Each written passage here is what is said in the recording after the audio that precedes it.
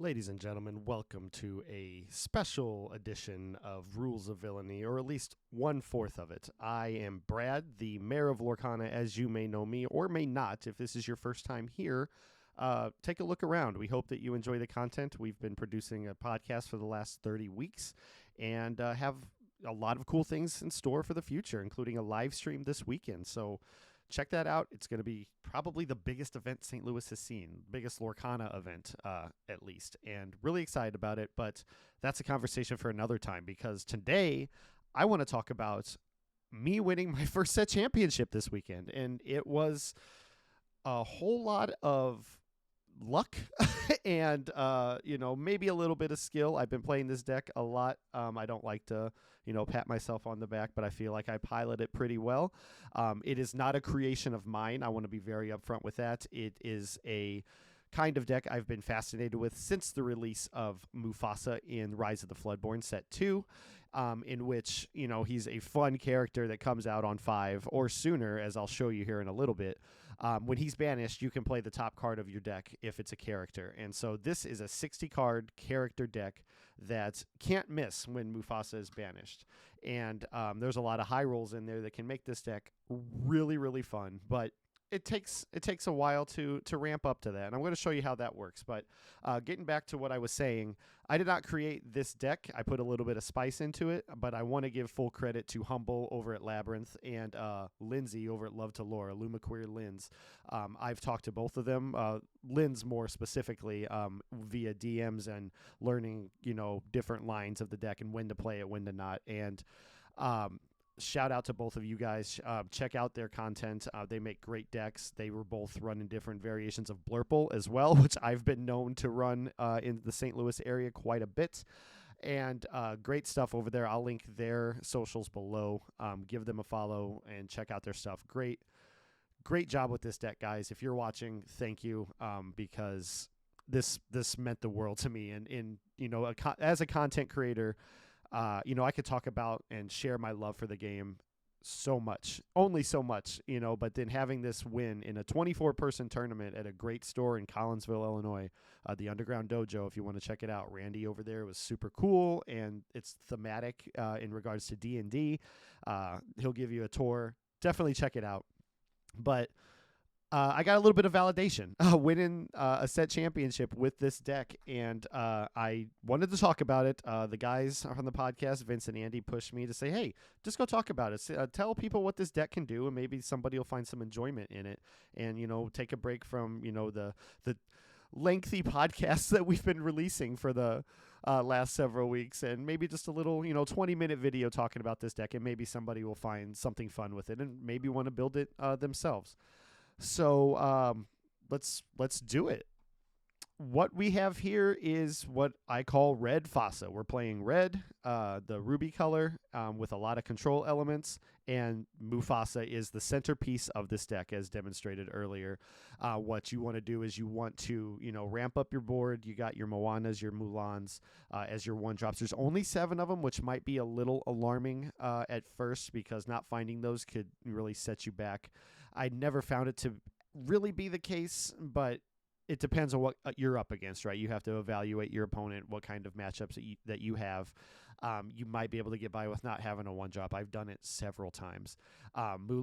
Moana is going to stay on the board for quite a while until they want to trade something into it, or until you can get that Piglet out on 2 or 3 or whatever subsequent turn to allow Moana to challenge, which is a nice sneaky play that I found. One of my little secrets that I've come along just playing the game and seeing the different lines of it is playing the Moana on 1, and then instead of dropping the Piglet on 2 and charging in with Moana if I need to with whatever they quested with, see what spicy, what they play on 2, right? Maybe there's something a lot more valuable that you get more trade from, or a better valuable trade from, which, the first card that comes to my mind in this meta right now is the Calhoun or the Smee.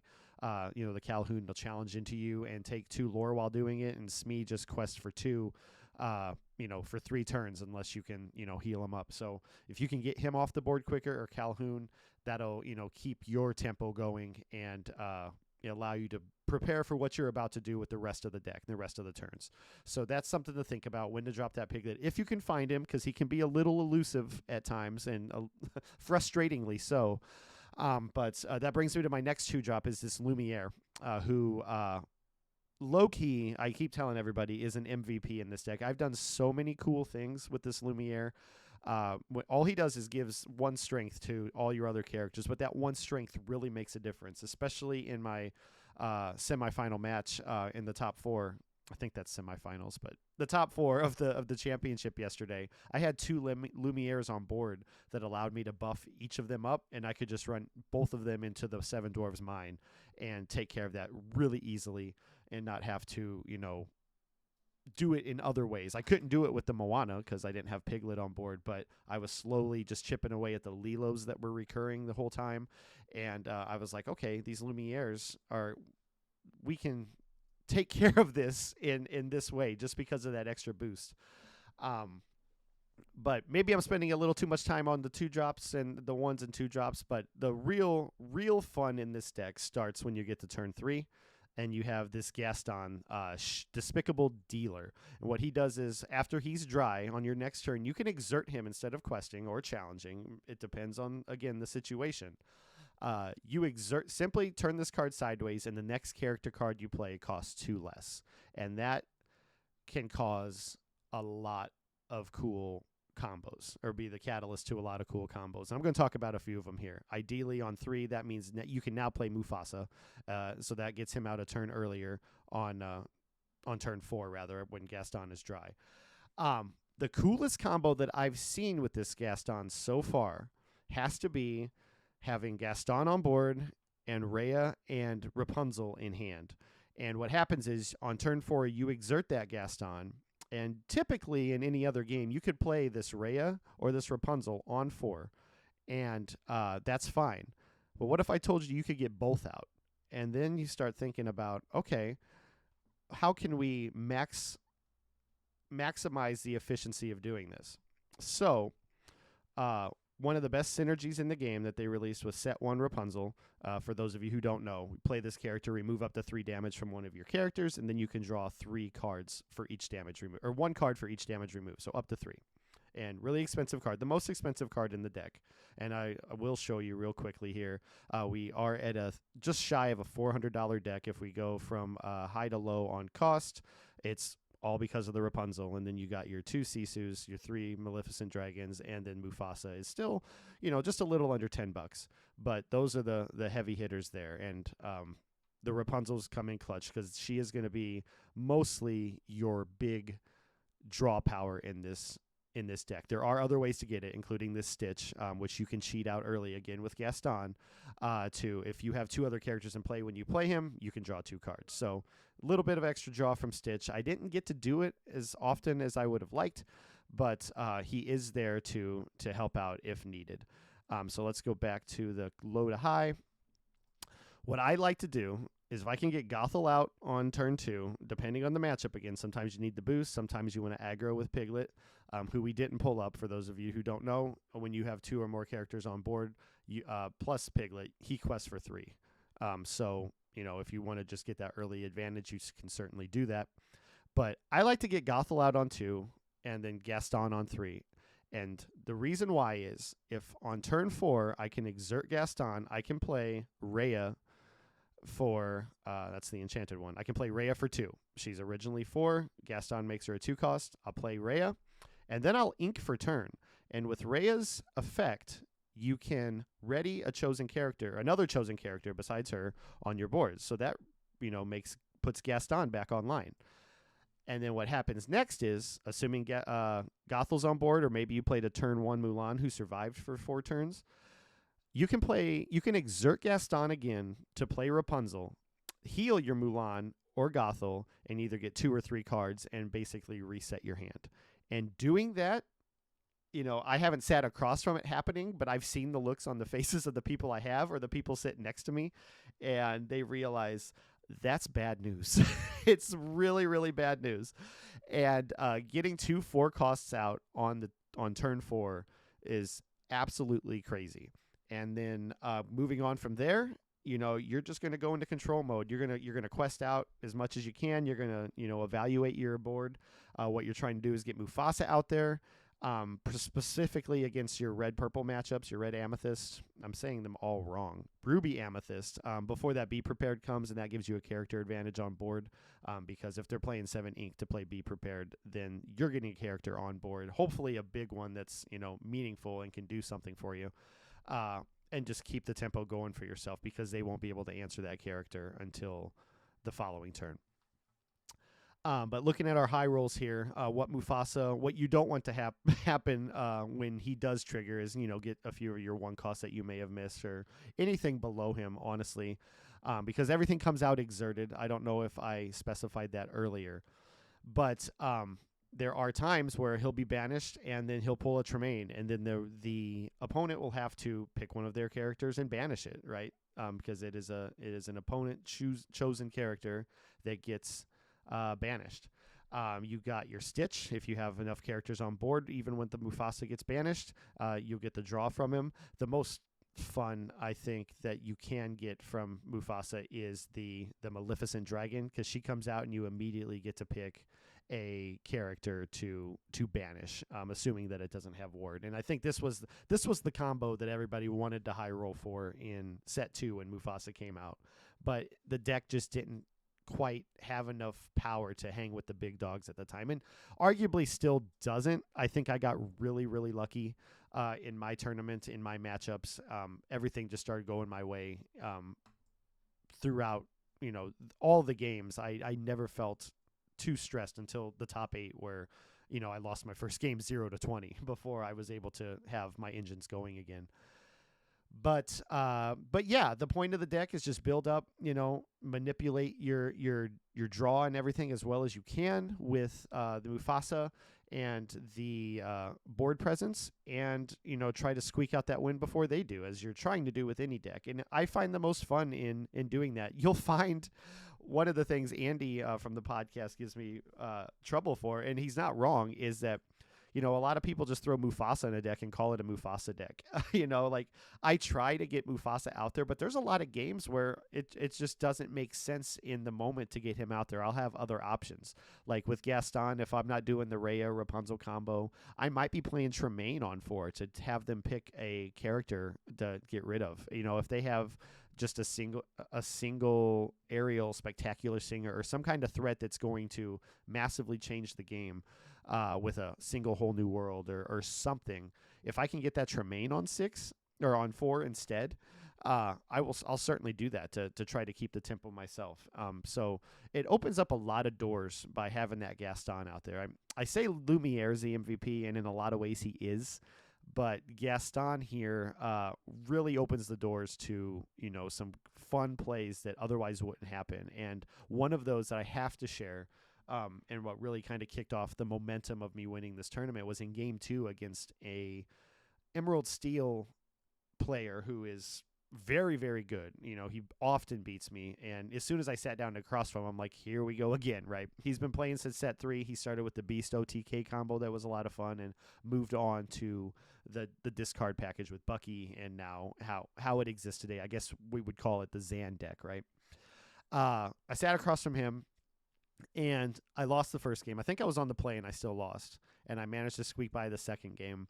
The third game was looking incredibly grim. I don't remember entirely. I should have taken a picture of it, honestly, because what happened was nothing short of a miracle, where I know I had Gaston on board, and I had a small Sisu on board, the 3-cost here. And what happened was he took care of what he could on my board. He had the Floodborn Flynn. He had 2 Prince Johns. I think he had a Doc and probably a Diablo Shift, just a wide board. Everything 1 or 2 strength, but enough to quest out, probably win the game, or at least take total control, because, I couldn't answer any of the evasive stuff. And, yeah. So what happened on the very next turn was nothing short of a miracle, where I top-decked the big Sisu here. Was it Empowered Sibling? That's the enchanted version. Here's the version that I have, because I'm not lucky enough to have this beautiful one.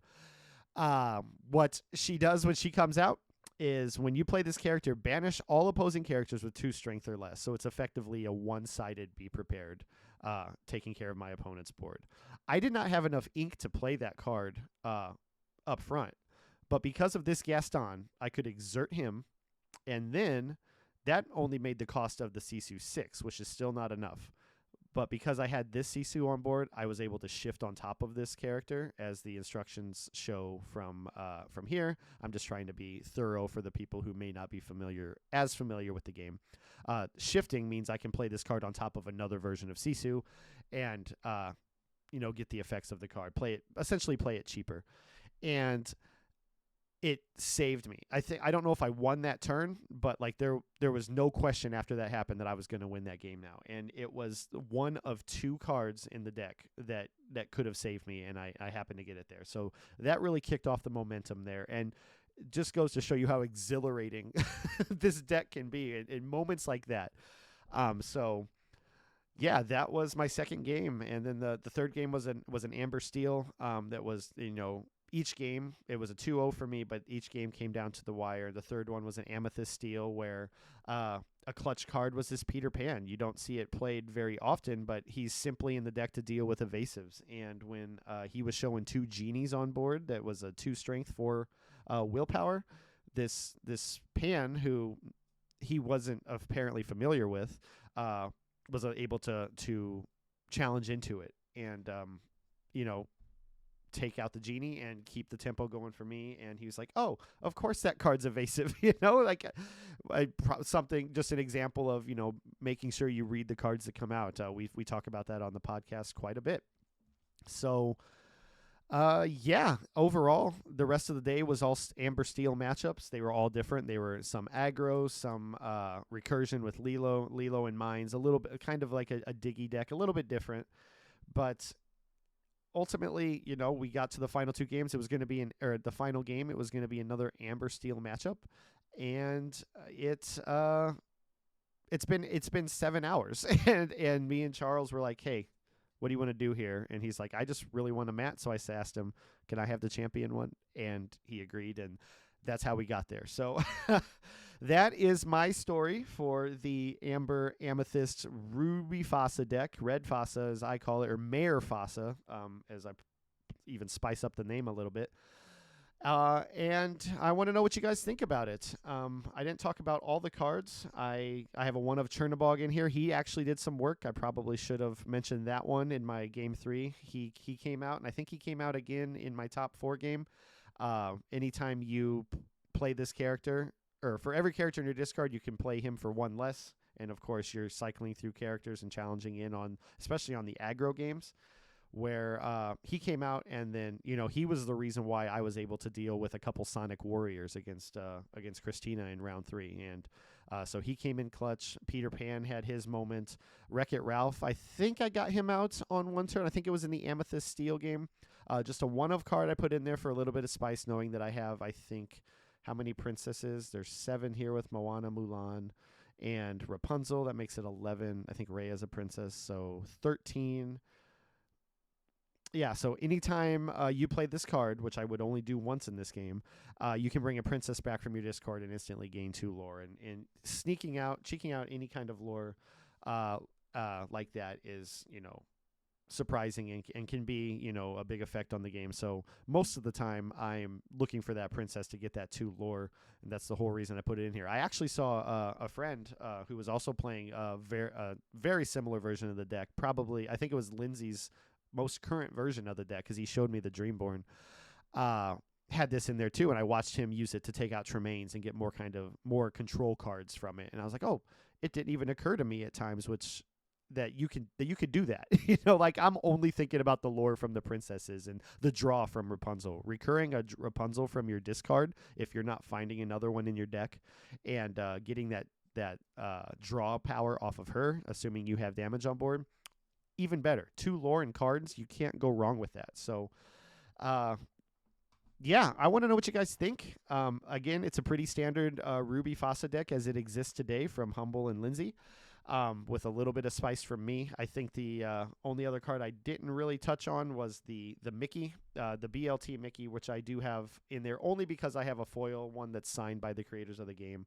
I don't think I ever got him out on play. He's always ink, but still a beautiful card, and people love to see it. So I play that in there for fun, and because that's what the game's about, right?